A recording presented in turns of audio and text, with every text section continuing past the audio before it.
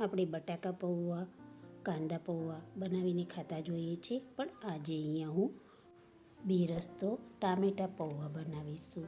તેના માટે મિક્સર જારમાં 2 નંગ ટામેટા લઈ સમારી અને તેને પીસી પેસ્ટ બનાવી તૈયાર કરી લઈશું. પૌવા બનાવવા માટે બટાકા પૌવાના જાડા પૌવા લઈ લઈશું અને તેમાં પાણી ઉમેરી તરત જ તે પાણીની કાણાવાળા વાસણ પર નિતારી પૌવાને કોરા કરી લઈશું. હવે તેનો વઘાર કરીશું. તેના માટે કઢાઈમાં તેલ ગરમ કરવા મૂકી તેમાં જીરું અને હિંગ ઉમેરી લઈશું. તેમાં ક્રશ કરેલા ટામેટાની પ્યુરી ઉમેરી લઈશું અને બરોબર સાતરી લઈશું. હવે તેમાં મસાલા કરીશું, જેમાં સ્વાદ અનુસાર મીઠું, હળદર, કાશ્મીરી મરચું, ધાણા જીરું, ગરમ મસાલો ઉમેરી બધું બરોબર સાતરી લઈશું. ટામેટામાંથી થોડું તેલ છૂટું પડે ત્યારે તેમાં 2 ચમચી ખાંડ ઉમેરી લઈશું અને બરોબર મિલાવી લઈશું.